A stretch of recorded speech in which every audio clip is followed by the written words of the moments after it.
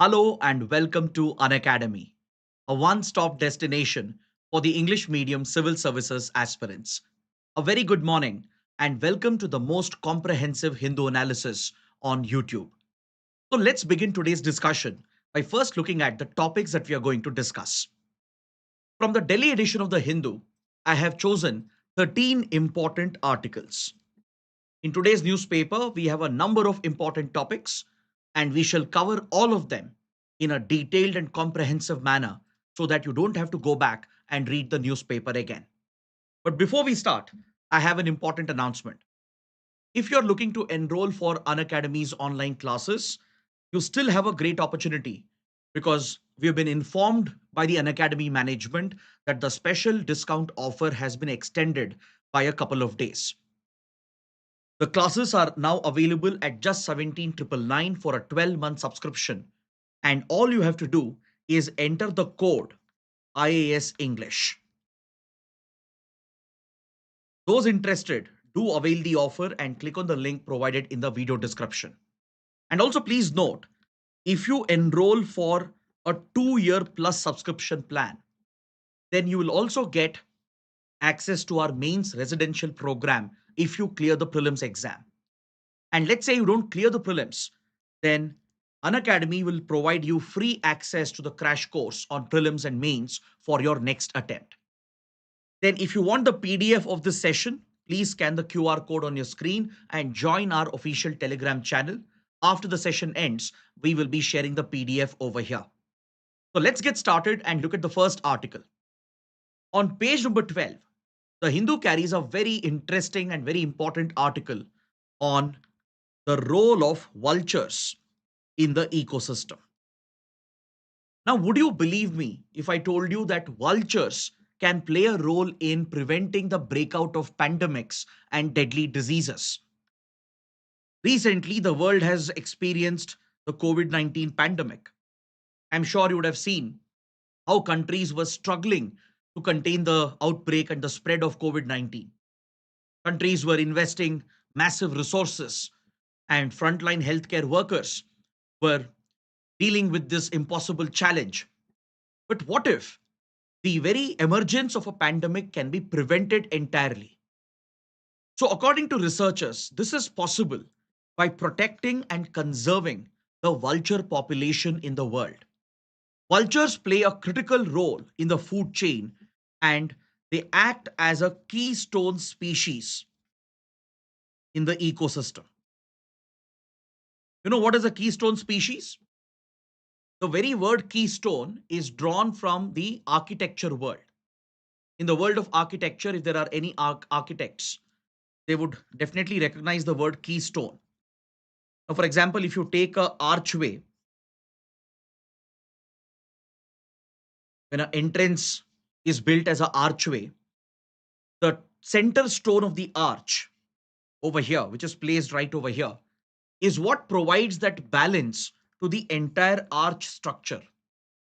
Now, what will happen if I remove this center stone, which is present right at the center of this archway? If that center stone is removed, the whole archway will collapse because it has no other support. This stone in architecture is referred to as the keystone, which provides that central support for the entire archway and the column. So, similarly, in ecology, there are certain species which play a pivotal role in the ecosystem. And if you remove them, if they go extinct, or if they are severely threatened, then possibly the entire food chain and the ecosystem could collapse. So that is why such species are referred to as keystone species. And vultures are a type of a keystone species because they play a very critical role in the ecosystem. They occupy a unique ecological niche, meaning they perform a specialized role in our ecosystem. And if you conserve the vulture population, it is possible to prevent the breakout of pandemics. Now, before we dive into this discussion and cover this topic in detail, let's take up a prelims practice question. And I want all of you to participate. I want you guys to read the question carefully and provide me the right answer. Consider the following statements. Some vulture species are migratory. They are known to migrate along the Central Asian flyway route. They are protected under the Convention on Migratory Species, or the CMS Convention, also known as the Bonn Convention.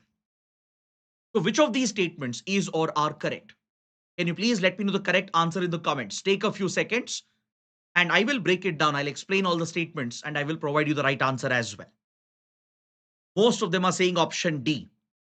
Very good. Option D is indeed the correct answer. Some vulture species are migratory. Not all the vulture species are migratory in nature, but some of them, like the Himalayan griffin, the Egyptian subspecies of the vulture, they are migratory in nature. So some vulture species are migratory and they migrate along the Central Asian flyway route. You might have heard of the Central Asian flyway. It's a bird migratory corridor that stretches across 30 countries, from Eurasia to Central Asia to South Asia to Indian Ocean. This entire region is part of the Central Asian flyway route. Millions of birds, migratory birds, depend on this migratory route. The winter breeding grounds are often present in the warmer climates of the tropical areas like India. And during the summer season, they go back and migrate back towards the cooler regions, towards Central Asia, Eurasia region.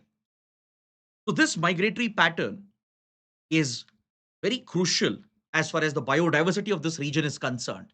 So there are 30 countries which are part of this migratory route, and vultures which migrate in this route, they play a very important role across this entire ecosystem. For example, wherever carcasses are disposed, wherever waste is present, vultures feed on it as they are scavengers, and they help in the prevention of the outbreak of deadly pathogens which might get introduced into the soil system, the water bodies, and eventually which could infect the humans. So all three statements given here are correct.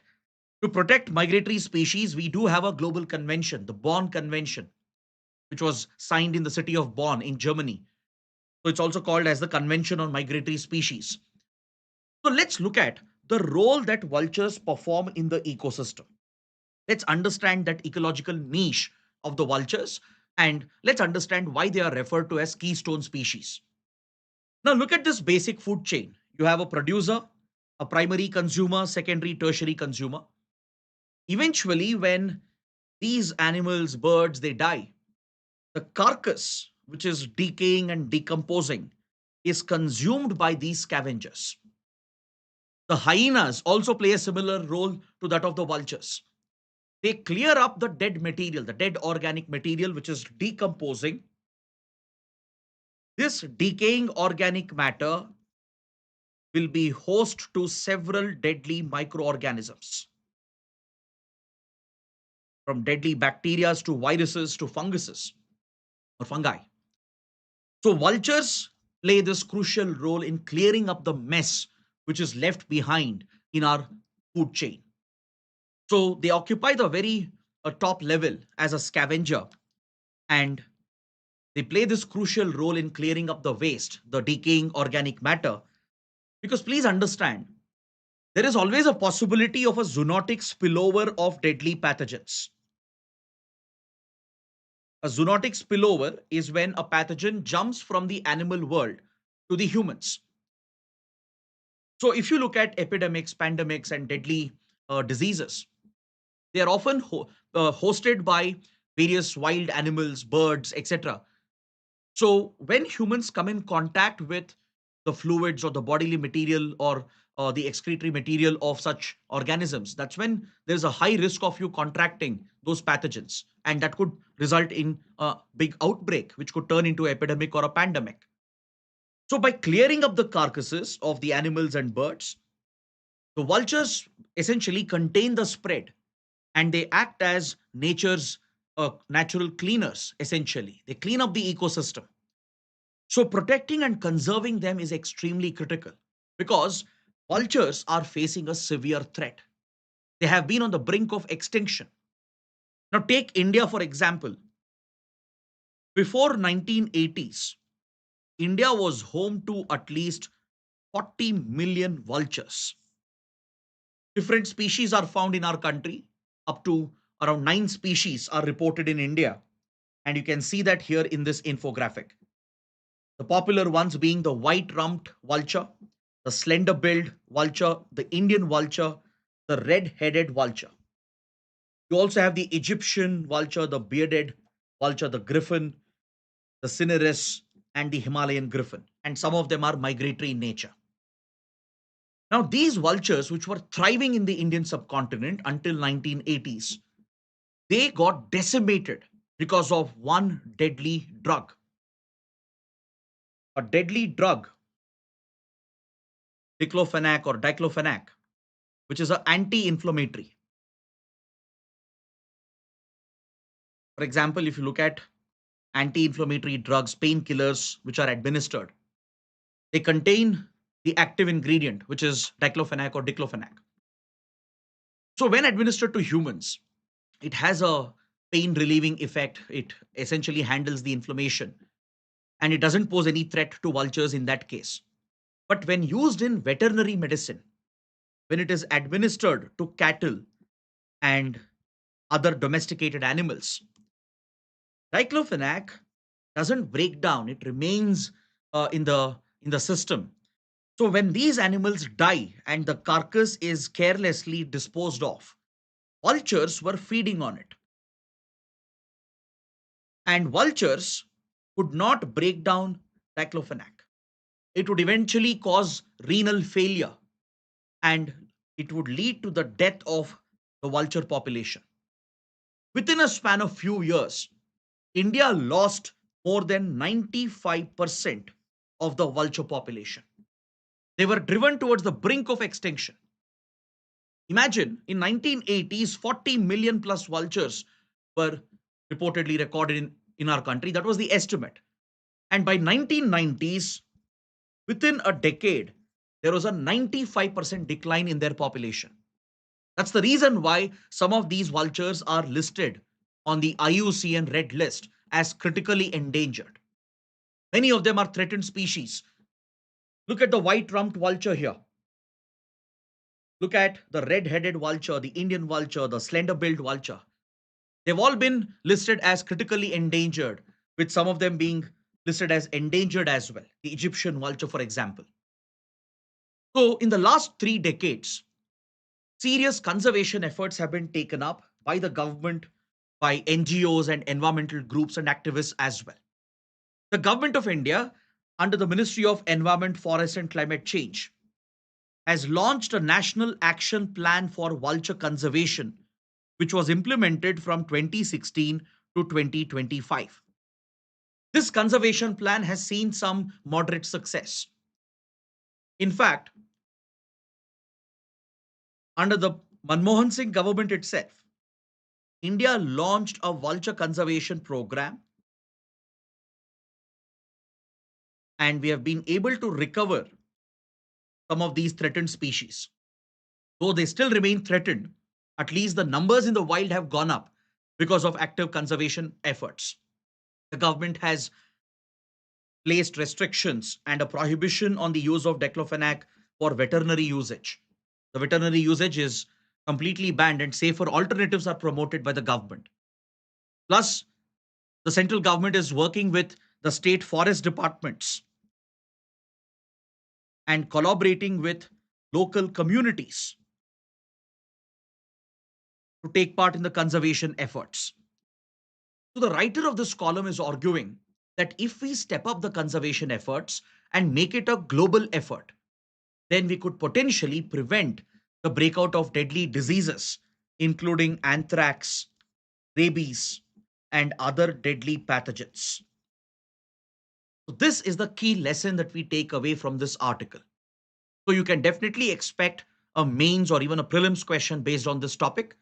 So I hope you guys have understood the importance of vulture conservation. So further conservation efforts are needed, and this will require community level participation from the local forest dwelling tribes, women and youth leaders They will have to be roped in by the government and technology will have to be deployed. For example, satellite data can be used to map out the important breeding hotspots and the migratory routes within the Central Asian flyway. And India can collaborate with the other countries of Central Asian flyway route. And under the CMS convention, under the Bonn Convention, we can work together to conserve the transboundary species. So this requires not only national level and local effort, it will require a global effort. So based on this, let's take up a mains practice question and I'll provide you the answer writing approach as well. How do vultures reduce the risk of disease spillover? What does their decline mean for public health? So how do you approach this particular question? It's a very specific pointed question. So you don't have to write any unnecessary details over here. You can directly start by explaining the ecological role of vulture. This will be the most appropriate introduction to this answer. Explain the ecological role of vultures. Explain the niche, the specialized role they perform as scavengers. Point out why vultures are a keystone species. And then you can indicate that this role of vultures is critical for public health. So this can be the start of your body, where you explain the scavenging role of vultures in clearing up the decaying organic matter, how it can contain the spread of deadly pathogens, and what is its impact on public health. So list out this in the body. Then talk about the concerns when it comes to the decline in vulture population.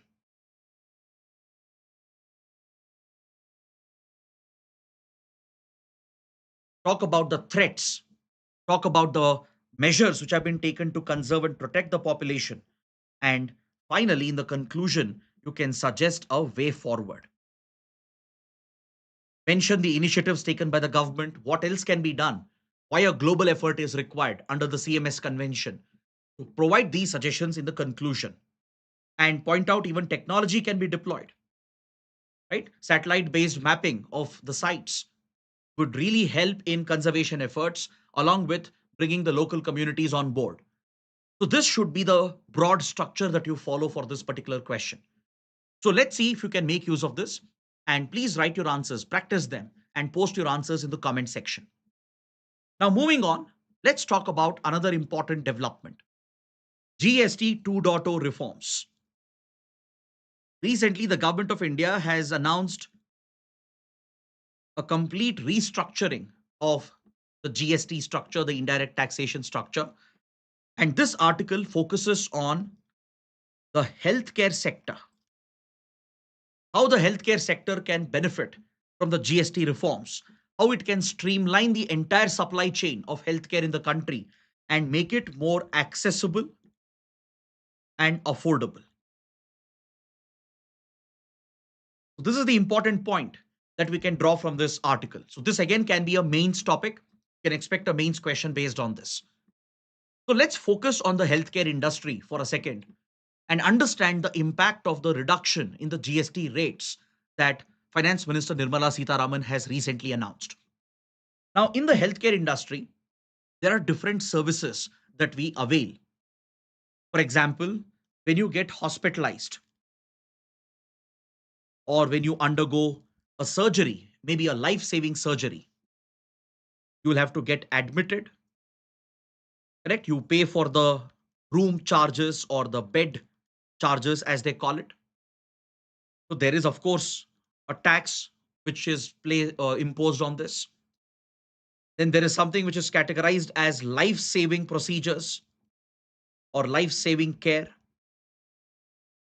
Then medicines, there is diagnostics. So all these are part and parcel of reaching out to the healthcare sector to get treated, to get diagnosed, to undergo life-saving surgeries. And there were different types of taxes that were levied on it. Now, the GST 2.0 reforms has rationalized the taxation structure, provided for more uniformity, And this eventually could help the citizens, the patients. Because if the service providers, the healthcare providers, if they pass down the reduction in the rates, if it is passed down the chain, eventually it will benefit the patients. And as a result, they will be able to access these services at a much cheaper cost, making healthcare more affordable, more accessible, thus helping us realize the dream of universal health coverage. Now, here I'll have to mention insurance as well. Now, take health and life insurance, for example. Right now, the government has removed the GST on health insurance and life insurance, and this will kick into effect from 22nd of September. Until now, around 18% GST was being levied on health and life insurance. So now the GST will be completely removed. So insurance cost will come down. And this has been a significant challenge for India in the healthcare industry. We have not been able to increase insurance coverage. India has one of the lowest insurance coverage in the world. Our insurance coverage is just around 3.75% of our GDP. So with this low level of insurance coverage, you can never achieve the dream of universal health coverage. The global standard, the global average is around 6% and above when it comes to insurance coverage. So in India, there is a hesitation amongst people to opt for insurance because of the cost, the higher cost involved. So complete elimination of GST, 18% GST gone on health and life insurance would immediately translate into lower premium prices. And thus it will encourage more people to opt for healthcare insurance. So you see a similar reduction and rationalization across the entire healthcare supply chain. Now take for example, hospital beds or the rooms that you take when you get hospitalized. If the room rent is below 5,000 rupees, then taxes will be zero. This will specifically benefit the low income, middle income families. And for life saving procedures, life saving care, the taxes are again zero, irrespective of your financial status. Let's say you are in need of ICU care, intensive care unit, where specialized care is provided, life saving care is provided. So, taxes on ICUs, neonatal care units, and specialized care units has been brought down to zero. Most medicines are now taxed at just 5%, with some life saving medicines seeing a 0% GST. Taxes have been entirely removed on life saving medicines, and most of the other medicines are now taxed at 5%. Same for diagnostics. The GST on CT scan machines, X ray machines, etc., and other diagnostic tools which are used by laboratories has been significantly reduced and rationalized, and some uniformity has been brought into it. So, this eventually will translate into lower cost of healthcare. But of course, it depends on whether the healthcare providers will transmit the reduction in the prices. So, be it the diagnostic labs, hospitals, the healthcare chains, they will have to pass down the reduction and ensure that the patients will benefit. So, now it is about implementation. Will the government ensure that the reduced GST rates will be passed down to the customer to benefit the patients so healthcare, quality healthcare can become accessible and affordable? So, no doubt, this is one of the biggest taxation reforms. So, this helps you understand that taxation reform is not just about collecting more tax revenue for the government, it's also a governing tool, it's a policy tool as well. So, by rationalizing taxes, not only can the government expect maybe more revenue or more rationalized revenue and increase the tax base, it can actually drive socio-economic changes in the country. Through this, quality of healthcare can improve. Better health services would be available. It would become cheaper, accessible, and affordable. And thus, it could help save lives. That is the impact of taxation policy. It's not just about collecting more revenue for the government, it's also about delivering socio-economic benefits to the population. That's a key lesson that you take away from this article. So, take up this mains practice question based on what we have discussed. Under GST 2.0 reforms, the government has built a framework that supports the healthcare chain examine. So use the structure that I gave you earlier. Just draw the insights from that. And based on the discussion we have had under this article, try to write an answer for this question.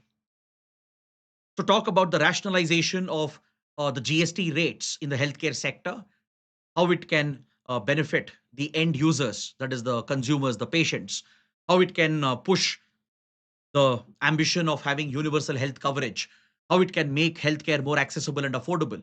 So bring this out in the answer and please paste your answers or copy and put up your answers in the comment section below.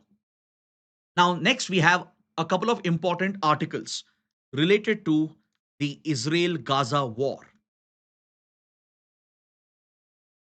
So here I'll not take much of your time because we have discussed this particular topic several times in the last several months. But I would like to provide some insights into what is happening with regard to the Israel-Gaza war because there have been some key developments. So on page 12, there is an article that refers to some European countries which are coming forward to recognize Palestine to ensure that the two-state solution is implemented. Now, just for the sake of background, the war in Gaza, it was essentially an outcome of the horrific terror attack on October 7, 2023, when Hamas, an extremist organization, a Palestinian extremist outfit, carried out this dastardly terror attack against Israel. In retaliation, Israel launched a full-fledged assault on Gaza. Now, this war has expanded across the region. Israel has been striking targets, not just in Gaza and West Bank, which are the Palestinian territories, but the war has expanded to Syria, Lebanon, Yemen, Iran, and all across the region from North Africa to Middle East region. So we all know how this war has destabilized West Asia. But today, Israel stands accused of committing war crimes, committing a genocide, as more than 63,000 Palestinians have been killed in this war, including innocent children and women. Israel's actions, its policies have drawn global criticism. The way in which Israel has blockaded the delivery of medicines and food aid and water, how it has been depriving Palestinians of essential supplies. This constitutes a classic act of war crime and crimes against humanity. South Africa has even filed a case of genocide against Israel at the International Court of Justice. So this brings up the controversial topic of two-state solution. Who's right here? Is it Israel, Palestine? Who has a right to exist? Who doesn't? So it is a very controversial topic rooted in a very complex history. But in 1947, the United Nations, which put forward the two-state plan, which was brought out by the UN, was seen as the most viable, practical, humane solution to this complex problem. See, I would not like to go into the history, that would take a lot of time, because I've covered this in previous classes as well. But the very fact that the global community had recognized in 1947 the right of Palestinian Muslims, the Arab Muslims, to coexist with the Jews and have two separate states for them was seen as the most practical, viable solution at that point. Because don't forget, the very creation of Israel as a Jewish state in the middle of Palestinian territory was largely a colonial project, a colonial agenda fueled and backed by Britain and US. It was pure imperial colonial exploitation where they backed the Zionist movement and made a promise to create a Jewish homeland. Yes, the Jews have been historically persecuted. There's no doubt about it. I'm sure all of you are aware of the Holocaust under Nazi Germany, how the Jews were persecuted, targeted, and eliminated in large numbers. But however, forcefully introducing a population from the outside without the consent of the locals at that point was nothing but pure imperial colonial policies at work. So after large scale communal riots, as the Jews started coming back to Palestine towards the Jerusalem region. The only viable alternative was to create two states, uh, sort of a communal partition which had to be done. In a way, it was similar to our own experience, the India Pakistan experience. India went through the horrors of a partition with large scale communal rioting. And something similar was happening here. So, when the UN pushed the two state plan, this was seen as the most viable solution to protect the rights of both the communities. See, first of all, you need to understand that the very creation of Israel, right? Though historically the Jews were present here, the land in modern times belonged to Palestinians. Majority population here were Palestinians, be it under the British mandate, be it under the Ottoman Turks.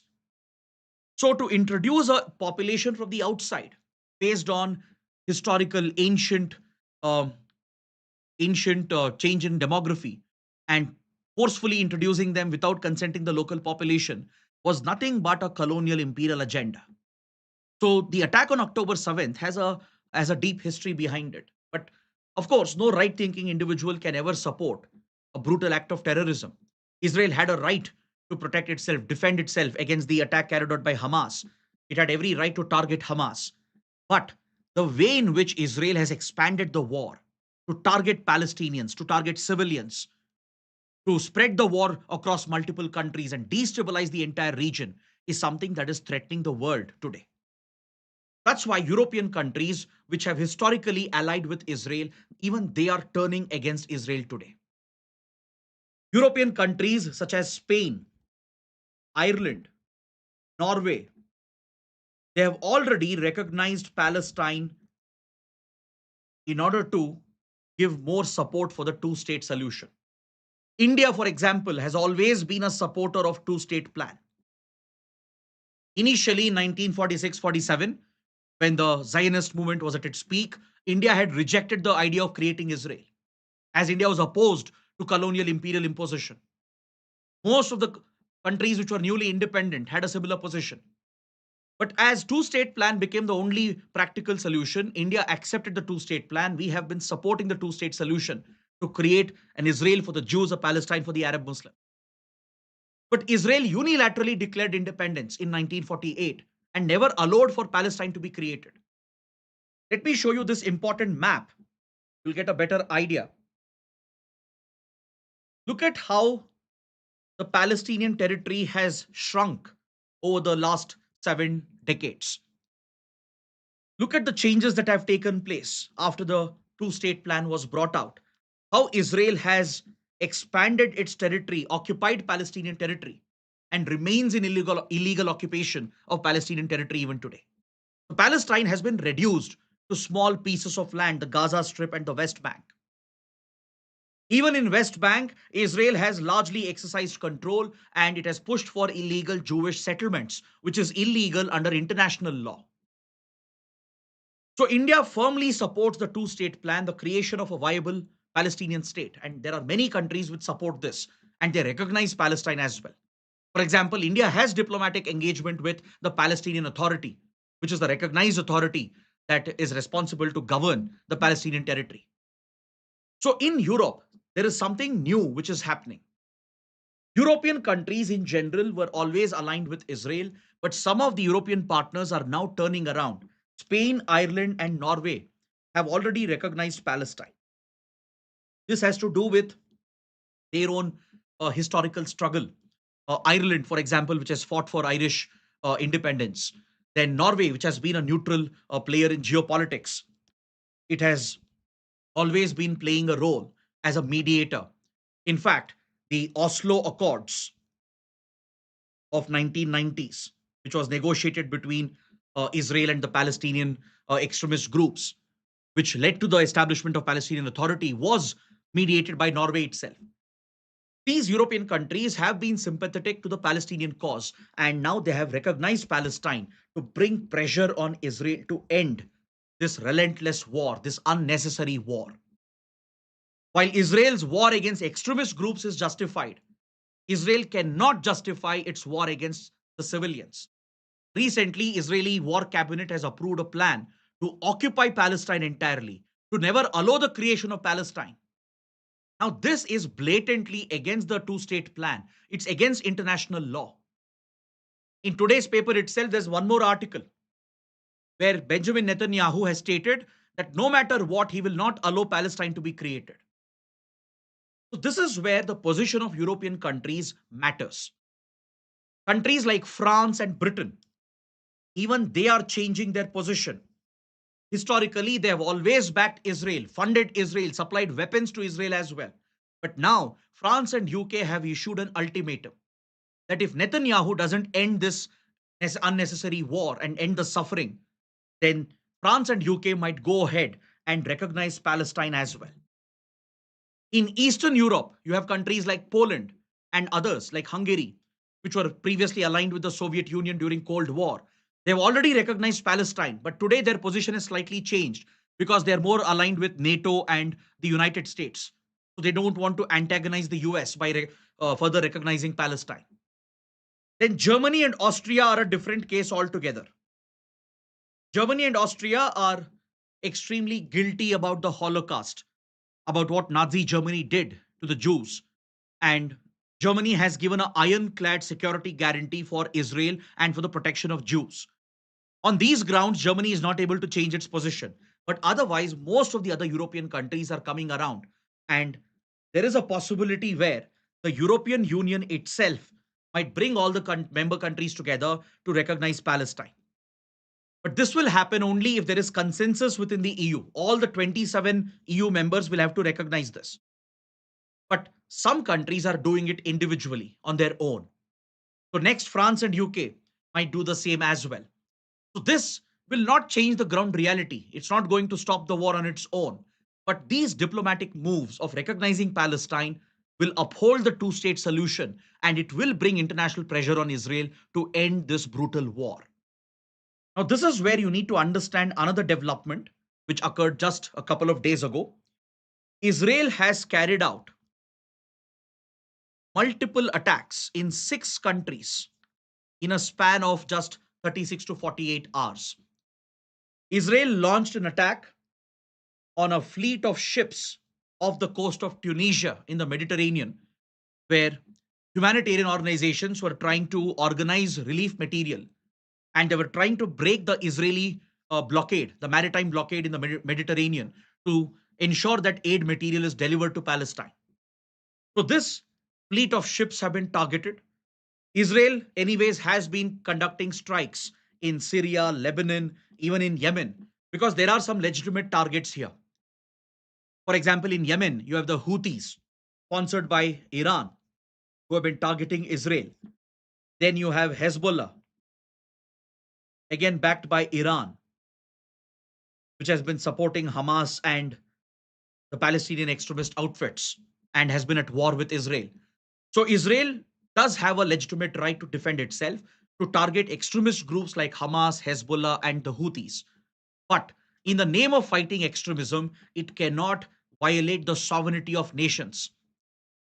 The most shocking attack by Israel was the attack in Doha, the capital of Qatar. The small West Asian country has been playing a pivotal role in global geopolitics as it plays host to the Hamas leadership. In fact, Qatar even hosted the Taliban leadership and played a key role during negotiations between US and Taliban when the peace agreement was worked out between US and Taliban in 2020. So Qatar, though it's a very small country, it has been punching above its weight in geopolitics. So Qatar hosts the Hamas leadership. This is where negotiations have been taking place between Israel and Hamas, which are mediated by US, Egypt, and Qatar. So the negotiators have been coming close to a deal where hostages who are held by Hamas can be released, which is the primary demand of several Israeli families, because they want their family members who are still held captive, who are still alive, to be released back. And in return, ensure that there is a ceasefire to bring this horrific war to an end the human suffering, and provide the much needed relief and aid material to Palestinians and help in rebuilding Palestine, particularly Gaza Strip. But Israel is not allowing this to happen, and this is a clear, deliberate move. And this is evident from the fact that Israel chose to strike the Hamas leadership in Doha in a friendly foreign country, Israel has blatantly carried out an airstrike, which is a breach of Qatar's sovereignty. So, such blatant violation of sovereignty, it essentially weakens international rules, just like how Russia violated Ukraine's sovereignty. By the way, that exposes European hypocrisy as well. European countries have been criticizing Russia for breaching Ukraine's sovereignty, but their criticism against Israel for breaching sovereignty of other countries has been very limited. Now, this is where the position of India is very important. India has been able to strike a fine balance. We have a multi aligned independent foreign policy. We don't get involved in others' affairs, but India does take a principled stand and ensures we balance out our relations with all the key partners. Israel is a critical partner for India in defense, in weapon supply, and in many other areas of collaboration. At the same time, we can't turn a blind eye to some of the alleged atrocities that Israel is committing. So, in this context, the statement of Prime Minister Modi is very, very crucial. After Israel conducted these strikes in Doha and claimed the attacks, Prime Minister Modi spoke to the Emir of Qatar and criticized the attacks and called it a violation of Qatar's sovereignty. But India was very careful. We employed diplomatic tact while giving this statement. India never directly blamed Israel for the strike. Israel was not explicitly mentioned by the Prime Minister, but we condemned the attack, supported Qatar and its sovereignty, and labeled this attack as a violation of international rules. It's quite similar to what we have done with Russia. We have never directly criticized Russia or labeled Russia as the aggressor, but India has been calling upon Russia to end the war, to agree to a ceasefire, to negotiate with Ukraine. So, in a similar way, India has been walking this diplomatic tightrope. And without blaming Israel for the attack, without explicitly calling out Israel, India has expressed support for Qatar and called out this attack as a violation of sovereignty. The editorial is arguing that India should take a more stronger position against Israel. But personally, I disagree with it. Yes, India should take a position against human rights violations, but it should not end up compromising our strategic ties with Israel. It's very important to maintain that balance. How we have maintained a balance on the Ukraine war, balancing the West with Russia. Similarly, here as well, we should balance Israel with the West Asian countries. That is the fine balance you get to see in our foreign policy. Now, coming to the next article, a quick update. The Prime Minister of Mauritius, Naveen Chandra Ramagulam, is on a very important visit to India. Prime Minister Modi has received the foreign dignitary. Both leaders, they held several rounds of talks in Varanasi, and the Mauritian leader has attended the Ganga Aarti as well. He'll be visiting the Kashi Vishwanath temple before leaving for Ayodhya. Now, this symbolizes the close cultural, spiritual, religious bonds that connect India with Mauritius. See, Mauritius might be a faraway country located the southern part of the Indian Ocean, towards the western part of the Indian Ocean. It is seen as part of Africa, as part of the East Africa region, small island nation over there. But Mauritius has a deep connection and a deep root with India. Even today, 68% of the country's population, they're of Indian descent, they're of Indian origin. That's because during the British rule, Indians were transported to Mauritius in large numbers as part of the indentured labor system. In fact, Mauritius was the first country where Indian laborers were transported by the British and dumped on a British colony in 1834. After African slavery was abolished by the British Parliament, the British replaced African slaves with Indian laborers. In most cases, they were forcefully taken, they were tricked or deceived through fraudulent contracts. So, indentured labor system was nothing but an exploitative, bonded labor system. So, Mauritius was the first country where Indian laborers were dumped. They were primarily from the North Indian belt, which is today's UP and Bihar, and the Bhojpuri belt. So, you find a very strong cultural link between Mauritius and the states of UP and Bihar. There is a strong religious connect through Hinduism, a linguistic connect through Hindi, Bhojpuri, and that explains why Mauritius is so close to India. In fact, though geographically Mauritius is distant, It's not part of our neighborhood. It's not part of South Asia. But still, India considers Mauritius as a neighbor. And India says that neighborhood first policy applies for Mauritius. Even yesterday, PM Modi has reiterated this point that Mauritius is covered under our neighborhood first policy, where we give utmost priority to our neighborhood. But see, geographically, Mauritius is very distant. It's not part of our neighborhood. We don't share direct borders with Mauritius. It's not part of South Asia. But still, we consider Mauritius as a neighbor. This was evident in 2014 as well, when PM Modi was sworn in for the first time. During the swearing in ceremony, PM Modi announced the neighborhood first policy and he had invited the SARC leaders to attend his swearing in ceremony. Now, apart from SARC leaders, there was one non-SARC leader who had been invited. That was the leader of Mauritius. SARC is a regional grouping of South Asian countries that consists of India's neighbors. Apart from SARC leaders, there was one non-SARC country which was invited for the swearing in ceremony, that was Mauritius. So that again tells you that India looks at Mauritius as a neighboring country, though it is technically not a neighbor.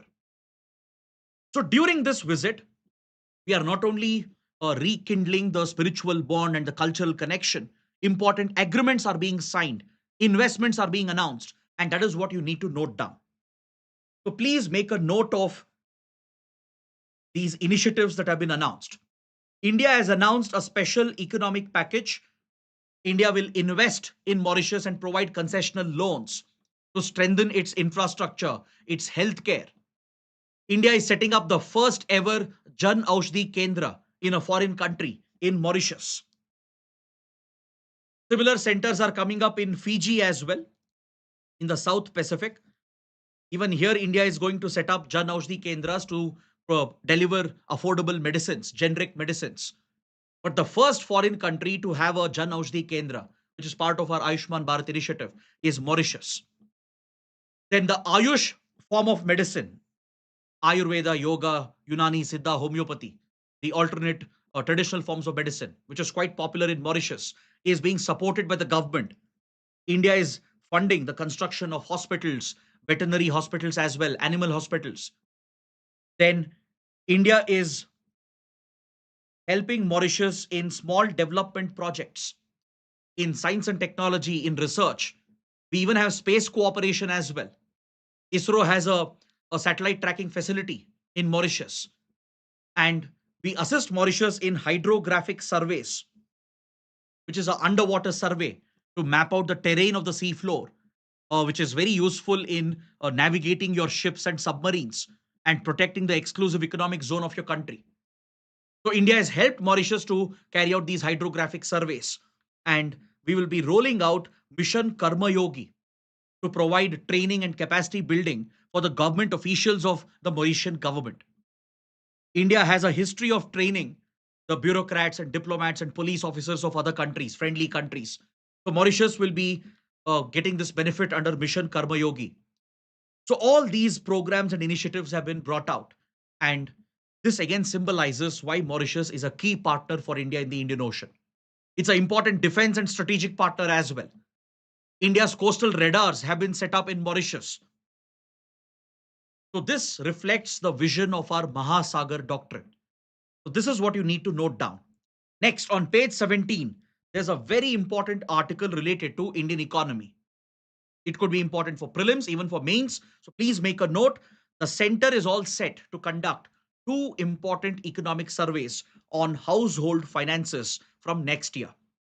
From July 2026 to June 2027, two important surveys will be conducted by the Ministry of Statistics and Program Implementation. The Ministry of Statistics and Program Implementation will be conducting the All India Debt and Investment Survey, abbreviated as AIDIS. AIDIS.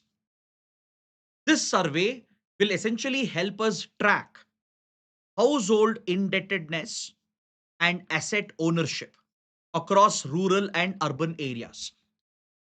This survey will mainly capture details regarding the assets and liabilities at the household level in both urban and rural settings. So what loans have been taken by the household? what kind of assets have been procured by uh, the families at the household level. What assets do they own? What kind of liabilities do they have? This data is captured in the ADIS survey.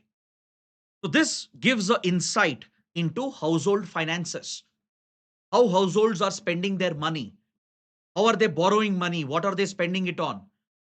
This data is crucial in policy making. The second important survey is the situational assessment survey of agricultural households. This survey was started in 2003 and it mainly focuses on rural households, on the agrarian families, and it captures data related to the income and expenditure at the household level in rural areas. In the rural pockets, this survey will capture data as to how families are spending their money. What is their expense? What's their expenditure? What are their sources of income? This data is captured under the situation assessment survey of agricultural households. So, two different surveys focused on household finances. And this data, which will be compiled, will help RBI, it will help Finance Ministry, it will help Niti Aayog, and every other organ of the government to come out with policies, welfare programs, etc. That is why these surveys are important as a governance tool. Now, moving towards the prelim section, we have a few small articles. Let's quickly cover them and we will wrap up today's discussion. On page 6, there's an article that mentions the medicinal properties of the red ivy plant. Have you heard of the red ivy? I'm sure you would have seen this particular plant. It's widely grown across the tropical regions. The tropical forests. It's also sometimes grown as an ornamental plant, as a indoor house plant as well. So this belongs to the Acanthaceae family, and this particular variety of the red ivy, which is cultivated across India, especially in Kerala, in Western Ghats, it's very commonly found. It is known for its medicinal properties. This has been known since centuries. It's been part of our traditional medicine. This is part of our traditional knowledge. So, in the Ayush stream of medicine, in Ayurveda in particular, and also across Asian countries, in Chinese medicine, in traditional Asian alternate forms of medicine, the red ivy has been used to treat wounds. When you suffer an injury, right, wounds may not heal quickly, and the red ivy contains a unique molecule which has the ability to heal your wound. So this is always known as part of traditional knowledge, and traditional medicine practitioners have been using it. In Ayurveda, red ivy is used to treat wounds. So now researchers have identified and isolated that particular healing molecule, and from that they are developing a healing pad, like how you have these band-aids. In a similar way, a wound pad is now being designed using nanofiber material, using electrospun nanomaterials, which can infuse this healing compound into the wound area, thus healing your wound in a natural manner. So, what is this healing molecule found in the red ivy? It is known as acetoside. Indian researchers have not only identified this molecule, they have isolated this successfully so that it can be incorporated into a healing pad along with a dosage of antibiotics, so that it will contain the spread of any infection and it will help in the healing of the wound much quicker and faster. So, actioside is that remarkable molecule, the miracle molecule, which is found in the red ivy. So, please make a note of this. Next, on page number 8, there's a very detailed article on the carpet city of India. Some of you might know as to which city in India is called as the carpet city. There is this city in Uttar Pradesh, the Badohi belt near Mirzapur. The Badohi belt is considered as the hub of carpet making. These are hand woven carpets, right? This industry, believe it or not, has been cultivated and promoted here since the days of the Mughals. In Aine Akbari, there are references with regard to the carpet making industry, the hand woven carpet industry in Badohi region of Uttar Pradesh. Since then, since the times of the Mughals, carpet making has been actively promoted over here. There are thousands of carpet making industries that employ lakhs of people in this particular region, in the Mirzapur Badohi belt. These carpets are world renowned. They are exported around the world. There's a lot of demand for such hand woven carpets. They have some intricate, beautiful designs. So there's a huge global market for this, and United States was one of the biggest market for the export of Badohi carpets. But now, thanks to Trump's 50% tariffs and thanks to the mood swings of Donald Trump, an entire industry is being hit in India. The carpet making industry in Badohi is being directly hit by the mood swings of Donald Trump. So this article is focused on that, the economic consequences of these American tariffs, how it can hurt the carpet industry in Badohi. So please note, this unique hand-woven carpet produced in the Badohi belt of UP has been awarded the GI tag as well. It has been provided with the GI tag in 2009. This is what you need to know about the carpet city of India. And also note down, India is one of the leading carpet exporters in the world. The carpet making is a labor intensive industry.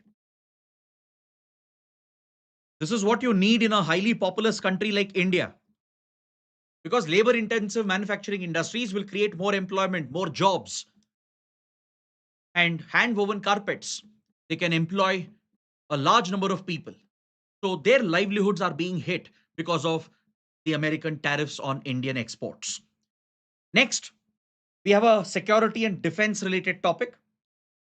The Ministry of Home Affairs, which is responsible for internal security, border management, it is contemplating the establishment of border wing home guards to secure the border along the Chinese frontier. Border wing home guards, it's a dedicated border guarding unit, a voluntary force comprised of civilians from the local population. Local civilians are recruited into this voluntary force. Okay, and it is distinct from your army, from your border guarding forces. The Indian army is a armed force meant to fight external enemies, to fight wars. Then we have the Central Armed Police Forces under MHA, like BSF, SSB, ITBP, Assam Rifles, which guard India's borders, which is an internal security role. These are paramilitary forces. So apart from the Indian Army and the border guarding forces, we do require the services of a very distinct force, a local force, which can act as the eyes and ears of the security forces and the agencies to generate ground level intelligence, to, to be deployed during times of emergency. So they can assist the army, they can assist the border guarding forces of India. So for this purpose, the MHA has been raising the border wing home guards, and they are given the rank of a constable. They're recruited for 3 to 4 years usually. They're even paid the salary of that of a constable, around 900 rupees per day. And it's a voluntary force, mainly from the local community in the border areas. Local civilians are recruited, given some basic training so that they can keep vigilance in the border area. They can help in patrolling, they can look out for any suspicious activity or suspicious movements, report any such developments to the other security forces and the intelligence agencies. So that is the role of border wing home guards. Right now, border wing home guards has been approved for only 7 states. It has been approved for Meghalaya, Tripura, Assam, and West Bengal towards the eastern northeastern part of India. Towards the western borders, it has been approved for Punjab, Rajasthan, and Gujarat. These are the 7 states where border wing home guards has been approved by MHA. But currently, they are operational only in Rajasthan. along the Pakistani border. And these home guards, they were very effective during Operation Sindoor. During Operation Sindoor, the border wing home guards in Rajasthan who had been deployed, they helped in spreading information, especially to ensure a blackout. And they helped in collection of ground level, border level intelligence as well. So their role has been established during Operation Sindoor. So now the government is considering, should we set up the home guards for the China border as well to assist the ITBP, the Indo-Tibetan Border Police, which is responsible for guarding and protecting the India-China border. So this is the proposal which is being considered by the Home Ministry. Next, the new Vice President of India will be administered the oath today. CP Radhakrishnan, who has won the recent vice presidential elections. So, what is the oath taking process and is it mentioned in the Constitution of India? One simple fact. Under Article 69, the oath or affirmation by the vice president is covered under the Indian Constitution.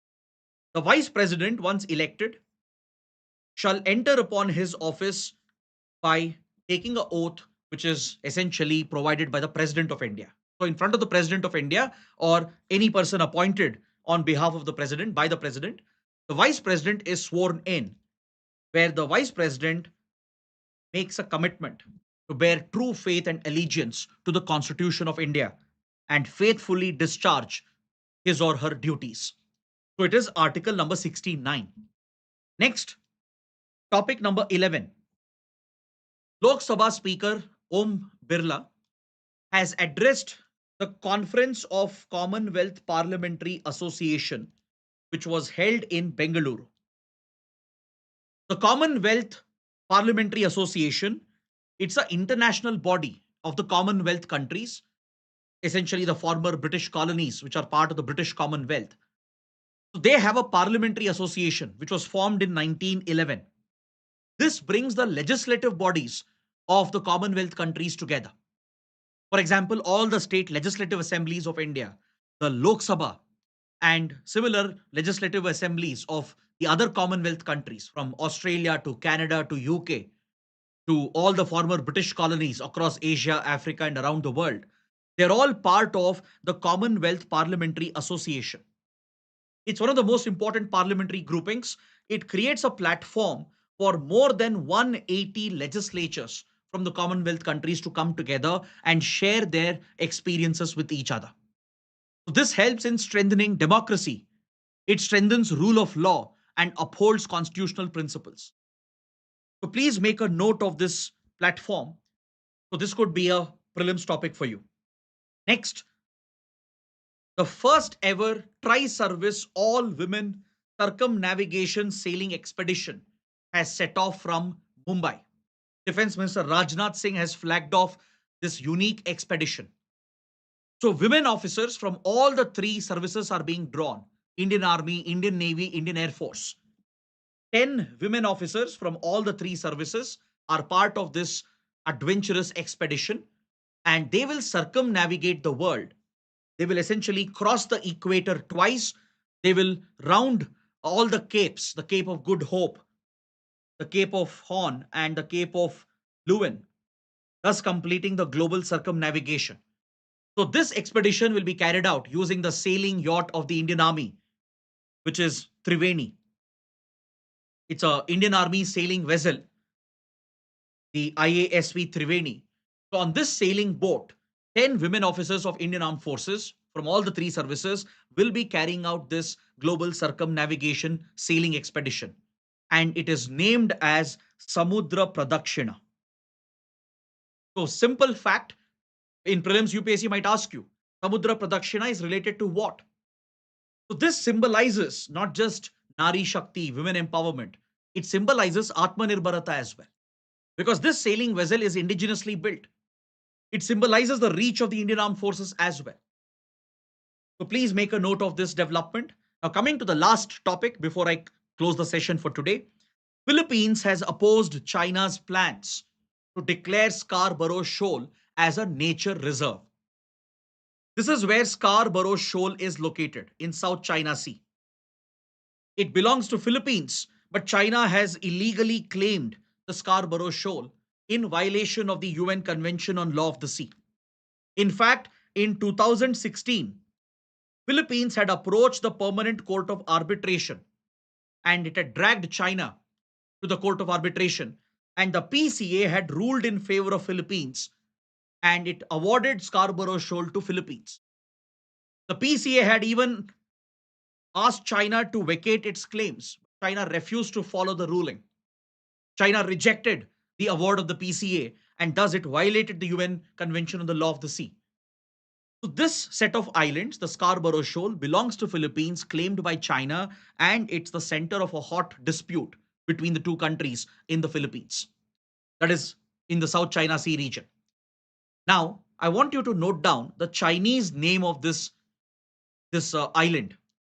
China refers to Scarborough Shoal as the Huangyan Island.